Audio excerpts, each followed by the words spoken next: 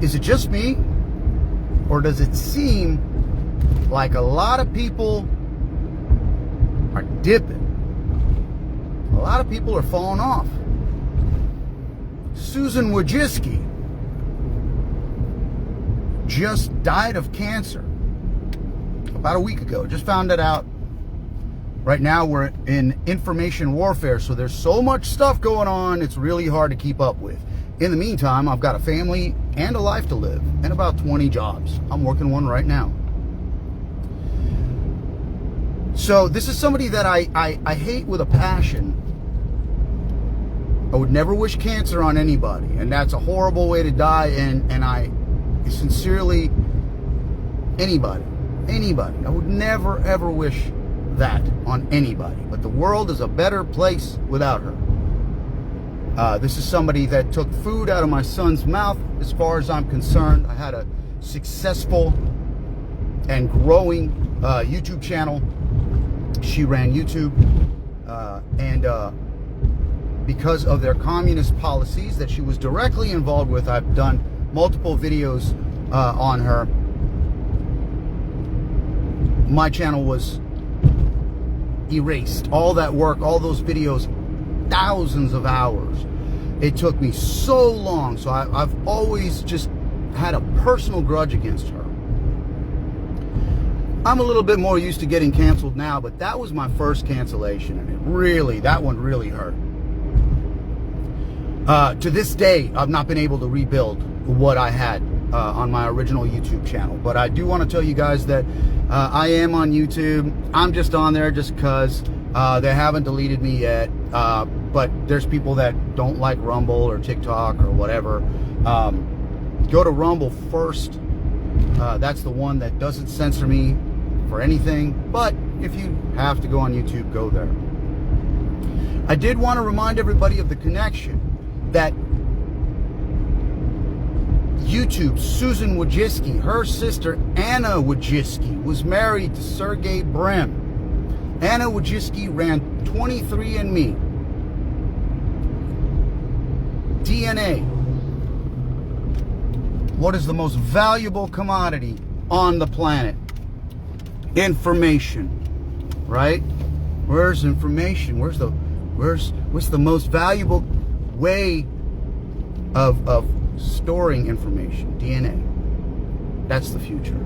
DNA. So how is she connected to YouTube? And YouTube is a subsidiary of Google, which is a subsidiary of Alphabet. And Anna Wojcicki was married to Sergey Brin, which was one of the founders. I think he was a CEO of Google or Alphabet. I think it was Google. This is all older stuff, but it's bringing it all up. Why are all these people connected in a circle, right? Because all these bloodlines, they intermingle, they unite their power. Keep it in the family. They always keep it in the family. These power structures are bloodlines, 13 bloodlines. And there's other players too, but it's built off of the 13 bloodlines. And again, yesterday, they made another attempt on Trump's life, looks like. Mechanical on his airplane. And they had to do an emergency landing. That's virtually unheard of. And I can't remember if he's got a Boeing, so maybe not so unheard of. I would think that these kind of things don't happen. The kind of things that are happening to Trump now are the kind of things that are impossible. It's not like Joe Schmo over here is taking a flight to Florida for vacation, and one of the mechanics that was checking the plane before it took off had a hangover and just didn't get around to it. Didn't do his job right. That's not the world that Trump lives in. He's former president, hopefully about to be the future president, right? Whatever you may think of that. he's a little bit important. So it's kind of weird when you find out that he's not had snipers, counter snipers, since for the last 2 years, that he's been doing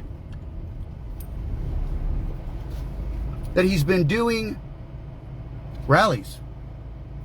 And oddly enough, when he can't even see myself here, oddly enough,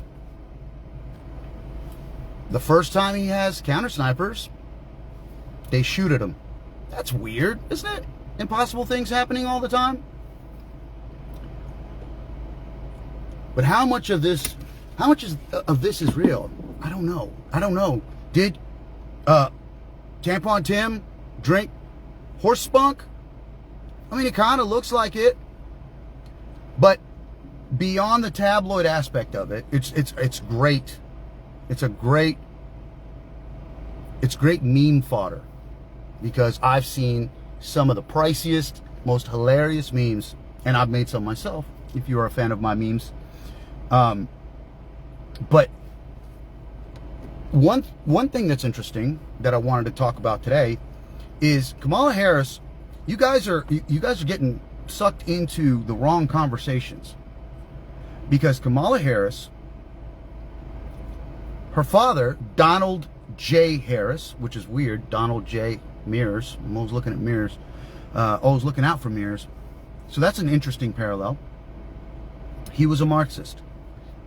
And lifelong and to this day. So when she's saying all her, isn't it a great idea to be unburdened by the past and blah, blah, and she's talking about erasing history. You guys need to be focusing on that. And her father is partially black. That's a fact. Stop talking about that. I just made a Vlad Daily on that a couple of days ago that nobody saw for some reason. But they're just trying to bait you into having a conversation about race so they can call you racist. Stop talking about that and focus on the fact that she comes from a slave owner. Her family fortune came from slavery. So forget about her. The reason she hasn't been talking about being black or partially black is because she didn't want you looking in that direction of the family. She put focus on the Indian side of her family. And prided herself and wore all the gear or whatever, all the accoutrements, so that you would focus on that. So you wouldn't notice that her father's a Marxist and he's part black because he's descendant of a slave owner's son that shacked up with her great-grandmother. Like, these are the things we need to be talking about. And what we need to be talking about right now is the fact that it looks like Maya Harris, her sister, is involved in a certain gate that involves an Italian dish. I can't see my reflection here. It's so freaking bright. I'm going to move my car. How about that? What is the most popular Italian food that people get? Papa John's, right? Papa John's is a good version of that food. I like Jet's pizza myself. Jet's is fucking delicious. Probably my favorite pizza right now. I eat way too much of it. Can you tell? So that, add the word gate, because I'm trying not to get hit by the algos. Maya Harris is connected to that because she's in the emails back to Julian Assange being very important to know things about. Why are all these people connected? I mean, have you ever wondered how an idiot like Biden can get in office? Sure, we know why. He's a puppet. Same with Harris. We know why she got put in there. To have a black woman, all that stuff, right? We know those things. But ever since George W., I mean, a complete moron. Didn't it become very obvious? I mean, at least Obama was articulate and presentable, and he worked on his swagger and all this stuff. He's a piece of shit. But he passed very well as a president. He had a very good, as an actor, he did a great job. He was charismatic. He's a good-looking dude, right? He sold that role. These people are making America a laughingstock. So why do they keep putting him in there? Because they're puppets. Because America is an oligopoly. It's not it turning into a dictatorship. But it's really an oligopoly, which means that all these oligarchs run it. And the fact that they keep on saying all these people are a threat to our democracy. Trump is a threat to our democracy.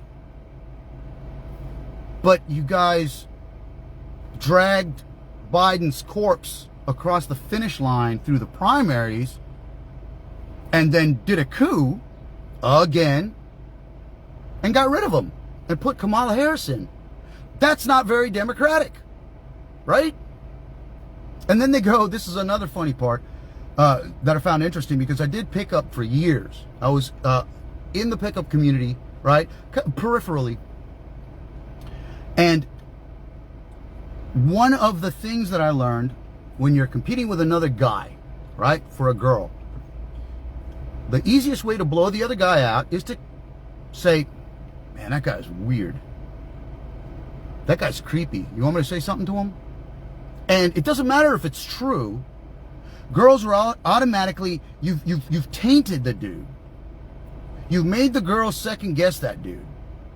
And she'll be like, really? You think he's creepy? And we're like, yeah, didn't you see, like, I don't know if you saw because you were talking to me, but like while he was standing there, he was like, kind of like had his hands in his pocket. It looked like he was, I mean, I'm just like, I'm not trying to start shit. Yes, I am. But it's like, I'm not trying to start shit. Like, I'm just trying to make sure that you're not hanging out with weirdos, weird people. And that guy's blown out. He's done. You can blow out a dude from across the room and she's done with him because he's weird. So the fact that here recently, and I know it's a little dated and everyone's been talking about it, but I've been meaning to bring this up and I keep forgetting.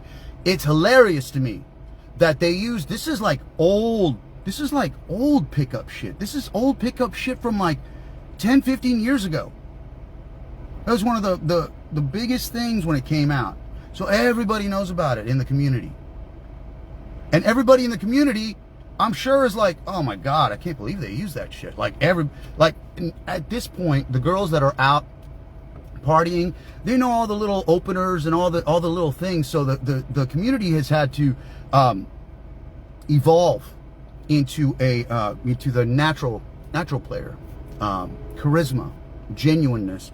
So it basically turned into an arm of the truth movement, because initially it was kind of like trickery, and then it became something about being genuine and authentic and being able to convey that and not playing these shitty games and tricking anybody into doing anything. So all this stuff is old school shit that people don't really use. So the fact that they used this method, and again, mirroring the hypocrisy, because you get these Fruit Loops in front of kids with no underwear on, right? For story time. No, that's not weird at all, right? It's totally normal. It's totally normal to sterilize somebody, a small person, right? That's totally normal, because they're in the middle of developing as a person. It's totally normal to give them something that is expensive, right? And to chop their stuff up in little pieces to where it's irreversible. And that developmental stage can't be, they tell them that that they can just change their minds. They just put a pause on it. No, they can't. No, they can't. That's not something you can do over again. You can try to do some artificial things, but if you miss that window, your body doesn't know what the fuck is happening. You're fucked for life and sterile. So hopefully you didn't want to have kids. Hopefully you knew what you wanted to do when you were 12 or whatever the age of consent is on that, because there isn't one, right? You're supposed to know that God made a mistake when you're 3 years old, right? So these are things that are just inexcusable, because they're nothing but weirdos, right? Old dude allegedly wrote about drinking horse spunk in his book. Allegedly. I don't know if that's true to this day. If it's true, that's a little weird. That's a weird thing to own up to, isn't it? That'd be like one thing I'd leave out of my biography if I was him, Tampon Tim. The fact that these people are even trying this played out thing that everybody already knows about. Anybody that's young and out involved in game, they understand this stuff. The young people are who they want, right? Don't use old school game. That's fucking dumb. Everybody smells that shit. Everybody knows what it's like now to be manipulated, because we have the internet. And if you don't know, you got a friend that knows, and they told you, and they sent you a text about it. All of it is, again, if you saw my video yesterday, it seems extremely obvious. These CGI pictures, why would you release? I think one of them was like in a pool of water. They were at the airport and trying to make Kamala look like she was coming out of Air Force 2 or whatever, and all these people were like, yay! Now nobody's holding a sign, and one of the people looked like they were like in a jacuzzi or something. Like, why don't you bring a jacuzzi at the airport? Their hands are all messed up. They're holding up phones, and everybody, if you zoom in on the phones, they're all holding like all the phones have a different picture on it. If you squint your eyes at one of the campaign pictures of how many people were at her rally, you can see the rainbowing effect that the AI, the randomizer, because it doesn't want to make it look the same. But if you pull back a little bit, look at the whole picture, and kind of squint your eyes, you can see the rainbowing effect. It's fucking fake.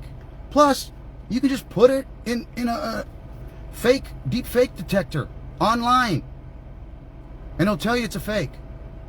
So why are they doing all this stuff? It's in my opinion, it's to wake everybody up, right? Back to the Satanists running shit. The Luciferians let them run wild, and now they're cleaning everything up. They're shedding light on all of it and make it all super transparent and blatant, so that a 6-year-old could understand it. I'm not siding with either one of those, because they're both evils, right? The lesser of two evils is the Luciferians. They consider themselves putting us through hell. But this appears to be what's going on, because it's really, you have to have Trump derangement syndrome. You have to be absolutely delusional to the point where, Yuri Bezmenov talked about good propaganda works to the point where it doesn't matter. I can show you, like, look, I can take you to a concentration camp and show you the people that the communists put away, and you still won't believe it. Not until you're up against the wall, not until the communist boot is crushing your balls, is what he says. You won't believe it until you're up against the wall and they're counting down and you're smoking a cigarette with a bandana around your eyes. That's the problem. And that's the problem. The reason things like Trump derangement syndrome, the reason why propaganda works is when people don't have an internal compass, and when people worship authority as truth instead of truth as authority, the ends justify the means. Your good Christians won't abide by that, because that's not sound logic. When the ends justify the means, the ends are always the opposite of what they think they're going to be, what you think they're going to be. So if you think that you can get rid of all the bad people so you can have a communist utopia, you might be able to get rid of all the bad people because, right, the means are justified. You're doing it for the good of humanity. But the ends aren't going to be utopic. They're going to be dystopic. You're going to create hell on earth, because that system demands a tyrant group. That's the only way it works, because the people are all only unified against a common enemy, and the common enemy can't be the government. It's got to be the majority group that's oppressing the other groups, the minorities. And that's the model. So every time you get rid of the bad people that are oppressing society, the next group becomes the next majority group becomes the tyrant that's oppressing society, until everybody is in a camp or up against the wall. That's what happens when the ends justify the means. The means always become the opposite of what you want. You're good Christians. You're the people that follow Christ, the people that follow God, people that have an internal compass. They're not going to justify the means, because every piece of the equation has to be balanced correctly. You can't put in shit and get a rose. That's not how that works. You have to plant rose seeds. You have to nurture the rose to get the rose. The equation is very simple. So these are some things I wanted to bring up. I got to get back to work. And there was something else I wanted to bring up, but I forgot. I'm sure I'll bring it up tomorrow. Thanks for watching. God bless. See you next time.